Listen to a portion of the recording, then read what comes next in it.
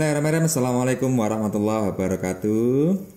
Salam persaudaraan, salam sejahtera untuk kita semuanya. Alhamdulillah ketemu lagi di YouTube channel Kisana Aziz. Melanjutkan diskusi kita sebelumnya tentang Hasta Brata, dan alhamdulillah ini udah pertemuan ke-6 setelah sekian lama vakum. Ya, karena kesibukan masing-masing, dan sudah ada di sini Mas Sukesno. Assalamualaikum Mas Kesno. Alhamdulillah baik Mas Aziz. Alhamdulillah kabarnya baik. Oh ya, sekedar info, selain di YouTube channel Kisana Aziz, video ini juga kerjasama antara YouTube channel Kisana Aziz dan PSHT Komisariat Insan dan UNIN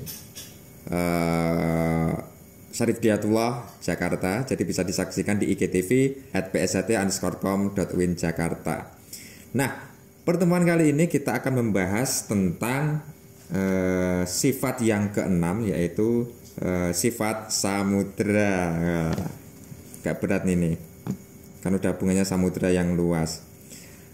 Oke, seperti biasa saya cari referensi lain sebelum dari bukunya Mas Kesno yang ini, Pemimpinan Pendekar Setia Hati Terate, Hasta Brata Terapan dalam Kisah Teladan Sifat dan Leadership Para Nabi. Ini karya Mas Kesno. Saya mau cari contekan di internet. Oke. Nah, di sini saya dapat dari psikologi.ugm.ac.id, di mana dikatakan samudra itu adalah hilir untuk semua sungai. Padahal tidak semua sungai membawa air yang bersih. Walaupun begitu, samudra menerima air dari sungai manapun, entah itu kotor atau bersih. Seperti samudra, pemimpin adalah sosok yang membuka mata dan pikiran secara luas, menerima pendapat dari sekitar sebagai tanda respek seorang pemimpin pada orang lain. Samudra juga mengolah semua konten air sungai di kedalaman airnya. Begitu juga dengan pemimpin, ia tidak menelan mentah-mentah masukan yang datang. Dengan demikian, dengan memikirkan baik-baik semua pendapat yang ada, pemimpin mampu mendapatkan pengetahuan baru dari sekitarnya. Nah, itu tadi Mas Kesno. Nah, gimana, ada yang disampaikan atau ada kecocokan atau gimana? Terus ini ada sangkut pautnya dengan Nabi siapa yang mau diangkat dalam sifat samudra ini? Ya, baik Mas Aziz. Bismillahirrahmanirrahim. Allahumma sholli ala sayyidina Muhammadin wa ala alihi washabihi ajmain, amma ba'du. Sifat samudra itu dalam karya saya Kepemimpinan Pendekar Setia Terate, itu saya masukkan profil Nabi Yunus ya sebagai bentuk keselarasan dari sifat samudra ya. Kisahnya sebenarnya cukup unik gitu ya. Kalau tadi diberikan referensi dari internet tadi yang Mas Aziz bacakan ya, bahwa samudra salah satu tempat titik center dari hulu sungai, kemudian kali atau apapun, kemudian menyaring semua kotoran gitu ya. Nah, intinya menerima apapun yang berupa apa saja ya, kotoran atau apa yang dari sungai, yang dari kali gitu, lalu kemudian dibersihkan oleh laut gitu ya. Nah, pada kisah Nabi Yunus itu sebenarnya agak unik ya. Kenapa kemudian Nabi Yunus yang dipilih gitu ya? Karena dalam kisahnya Nabi Yunus itu justru sebenarnya Nabi yang tidak menerima gitu ketika pesan dakwah itu atau wahyu oleh Allah Subhanahu wa taala untuk disampaikan kepada umatnya. Lalu ada rasa yang bagi dia feedback dari dakwahnya itu tidak baik dari umatnya gitu. Sehingga kira-kira ngambek lah gitu ya. Kira-kira ngambek gitu ya. Ya, kok dikasih dakwah, diajak kebaikan kok nggak nerima kan gitu.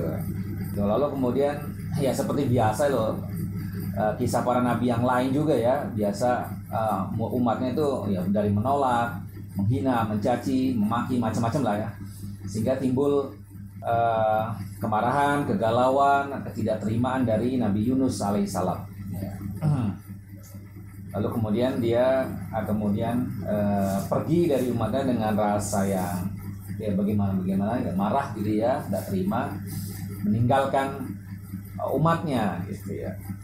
Nah, sehingga kemudian sampai di sebuah kapal ingin pergi ke suatu tempat, lalu singkat cerita kemudian kapal itu ternyata menerima beban yang berat, sehingga kemudian ketika dihantam ombak di tengah lautan goyang gitu kira-kira. Lalu terjadilah mulai dari dibuang barangnya untuk mengurangi berat atau bobot dari perahunya, kapal itu, sampai kepada diundi untuk dibuang orangnya gitu. Lalu dan anehnya sampai pengundian orang-orang tuh pada tahu itu Nabi Yunus ya gitu ya, orang yang dihormati lah gitu, walaupun mungkin banyak nggak diterima di umatnya itu sehingga mereka mengundinya. Satu kali Nabi Yunus mendapatkan jatah untuk dibuang, mereka mengundi lagi supaya bukan dia yang dibuang gitu, dilempar ke laut gitu untuk mengurangi bobot kapal itu. Lalu kemudian dia lagi sampai 3 kali, ya sudah, kalau sudah 3 kali ya sudah, berarti kan memang sudah takdirnya tuh. Gitu. Ya lalu kemudian dibuang. Melihat dari cerita yang disampaikan itu tadi, misalkan saya berpikiran nakal nih misalkan, Nabi Yunus itu kan seorang nabi. Ibaratnya kita kan dia orang yang sudah makrifat istilahnya kayak gitu. Kenapa harus sampai ada undian kayak gitu untuk mengorbankan dirinya kayak gitu? Misalkan dia harusnya sudah mengerti, ya udah aku aja kayak gitu, nggak perlu diundi kayak gitu loh. Kenapa nggak pilih saja langsung menawarkan diri, wes aku aja sing nyemplung kanggo kowe kabeh, nah, nggak usah nunggu diundi misalkan kayak gitu. Nah gimana itu? Ya Nabi Yunus itu kan beda dengan Nabi Khidir ya mungkin ya. Ya jadi para nabi itu punya jatah ilmu dan kemampuan secara mukjizat itu berbeda-beda ya. Jadi memang nggak bisa disamakan ya. Jadi ya ketika dia tidak mendapatkan wahyu atau kelebihan yang Allah berikan, jadi memang manusia biasa gitu yang tidak tahu skenario-nya gitu ya. Bahkan mungkin ya kayak Rasulullah SAW ya, ketika pada perang Uhud terkena panah gitu kan, ya berdarah gitu, ya sama seperti manusia biasa gitu. Ketika Allah atau Tuhan tidak memberikan kemampuan mukjizat sama dia, ya dia manusia biasa, dia nggak ngerti apa-apa gitu, sama seperti kita gitu. Ya begitupun Nabi Yunus gitu ya. Ya artinya ya dia nggak, tetap sebagai manusia dia nggak mau nyebur juga gitu. Mana ada orang yang mau nyebur gitu kan, nggak mau kan gitu. Jadi ya dia terima secara manusiawi, dia terima undian. Salah satu ujian kenabian untuk Nabi Yunus gitu mungkin kali ya. Ya gitu, makanya kisah itu berlanjut. Jadi oleh sebab itu kisah itu berlanjut, dan ketika dia memang mendapatkan mendapatkan undian sampai 3 kali berturut-turut, ya diterima memang. Ya sudah, memang dia yakin memang ini udah takdirnya, ya sudah gitu. Maka diceburkanlah dia ke laut gitu, dan lalu kemudian dia dimakan oleh ikan paus ya, dalam Al-Qur'an gitu diceritakan.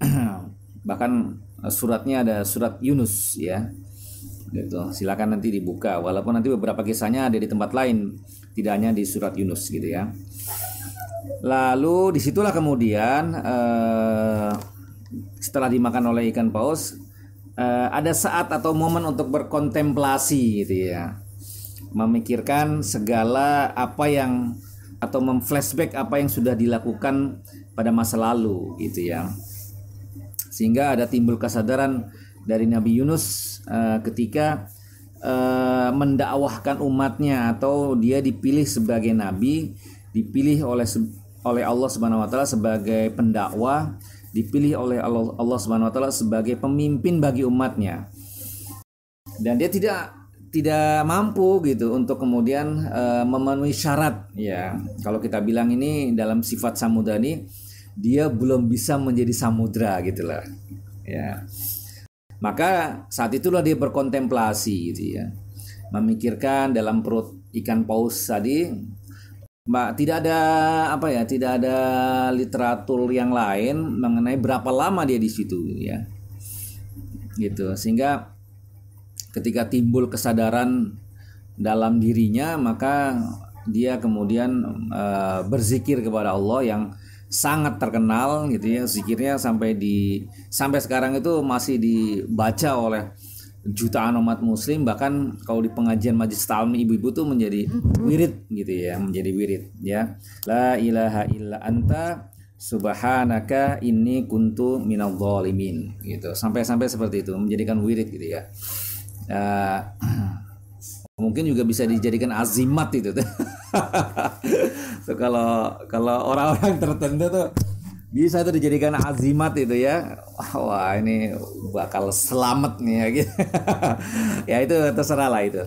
Tapi karena memang kisah itu ya, bagi kita Quran itu kan menginspirasi ya.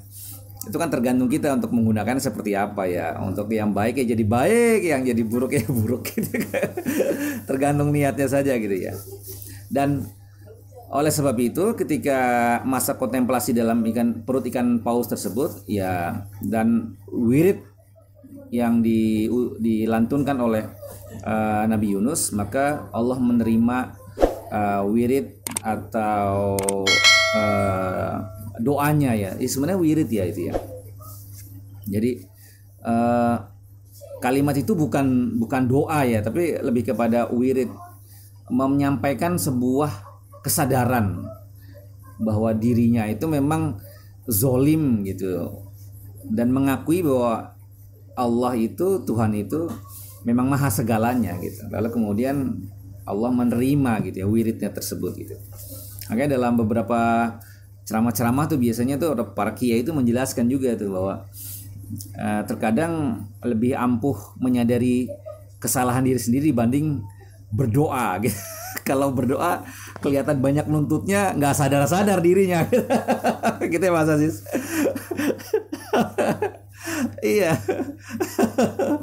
Gitu ya, karena doa itu kan cenderung meminta ya. Meminta itu kadang-kadang yang nuntut orang kan gitu. Dalam hal ini menuntut Tuhan gitu untuk mengabulkan segala apa yang diinginkan. Padahal kita belum tentu pantas untuk mendapatkan sesuatu yang kita inginkan kan gitu. Artinya harus melihat diri sendiri gitu ya. Nah dalam hal ini kita diajarkan sebenarnya Nabi Yunus bahwa sebenarnya manusia itu yang pantas itu adalah sebenarnya menyadari dirinya sendiri dulu. Nabi Yunus mengajarkan itu tuh. Nah, jadi dari kisah gak usah minta selamat, diselamatin tuh. Hubungkan sama sifat samudra dari Astabrata itu bahwasanya ya udah, kita tuh harus sadar diri dulu sebagai seorang pemimpin, bagaimana kemampuan kita, terus kemudian bagaimana kita memasrahkan diri kepada Tuhan kayak gitu. Ini katakanlah Nabi Yunus itu sedang dalam cobaan yang besar saat itu sampai nyawa taruhannya kayak gitu loh. Belum ke situ sebenarnya. Jadi maksudnya itu ketika dia sudah kemudian berkontemplasi, kemudian dikeluarkan oleh Allah Subhanahu wa taala dari perut ikan paus tersebut, lalu kemudian disitulah kemudian sifat samudra ada dalam dirinya. Baru muncul. Artinya dia menyadari benar. Ya, baru muncul. Dia kembali kepada kaumnya dan mendakwahkan kembali. Dia menerima segala sesuatu yang kaumnya itu dia menyadari kan. Dari awalnya kan ketika dia pergi dia nggak mau terima, Pak. Seperti tadi referensi yang Mas Aziz bacakan itu loh. Ya, referensi yang Mas Aziz bacakan itu kan seperti itu tuh. Ya. Ketika kemudian dia berkontemplasi, maka dia kemudian sadar dan menerima, oh iya, apa yang kemudian disampaikan oleh umatnya, baik buruknya, suka tidak sukanya dia, atau kemudian sakit hatinya ketika disampaikan orang atau dikritik atau apapun, ya dia harus terima itu karena dia pemimpin gitu. Dia harus menjadikan dirinya itu samudera, tempat kotoran apapun benda dari kali, ya menampung semua, betul. Dari kali, dari sungai, dari hilir, dari pokoknya dari mana saja gitu. Dan setelah masuk ke samudera gitu, itu ketika dia netral semua. Netral kembali. Makanya kemudian Nabi Yunus meneruskan tugas dakwahnya itu gitu. Dan satu lagi sifat pemimpin itu ketika dia, jadi ada proses itu yang perlu kita pelajari itu. Yang maksud Mas tanyakan tadi itu adalah proses gitu. Yang tadi menyadari dirinya, kemudian dia marah, tidak sabar, itu proses memang. Jadi menjadi pemimpin yang punya sifat samudra itu memang perlu proses panjang. Jadi jangan juga kita kalau punya pemimpin kita ini, jangan juga kita pengennya perfect atau wah ini main tuduh-tuduh aja atau main nggak sabaran juga gitu. Jadi memang wajar juga kalau kemudian bayangkan seorang nabi aja yang dipilih oleh Allah Subhanahu wa taala masih seperti itu. Gimana kalau misalnya Mas Aziz misalnya memimpin gitu kan? Itu pasti banyak salahnya kan Mas itu. Yeah. Banyak salahnya, banyak kurangnya gitu ya. Iya kan? Nah, tapi ya memang itu harus dijalani. Kalau ada sesuatu yang salah, memang harus dimaklumi. Ya, ketika kesalahan itu memang sebagai hal yang lumrah dan manusiawi. Gitu. Nah, dua-duanya belajar sebenarnya.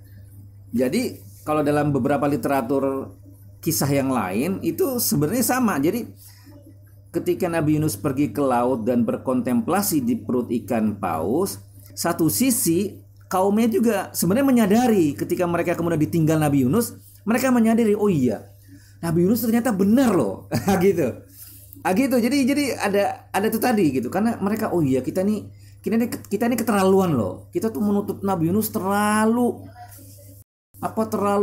keras. Mengkritik dia terlalu tajam. Pokoknya macam-macam gitu. Memaksa dia gitu kira-kira. Gitu Mas. Jadi itu kisah itu yang kemudian sebenarnya dalam hal ini pada kondisi sekarang tuh sangat cocok dan sangat banyak model seperti itu sebenarnya. Gitu ya Mas. Ya gitu singkatnya gitu. Itu tadi kisah Nabi Yunus yang kemudian menjadi inspirasi sebagai sifat samudra dalam sifat kepemimpinan Hastabrata. Oke, nanti pertemuan selanjutnya kita akan membahas kisah-kisah selanjutnya, sifat-sifat kepemimpinan selanjutnya dengan inspirasi dari nabi-nabi yang lain gitu. Terima kasih Mas Kesno atas waktunya. Sama-sama. Kurang lebihnya mohon maaf. Assalamualaikum warahmatullahi wabarakatuh. Waalaikumsalam warahmatullahi wabarakatuh. Terima kasih sudah menonton video ini. Bantu kita bangun channel ini dengan cara klik tombol subscribe dan klik tombol lonceng agar kamu dapat notifikasi video terbaru kita.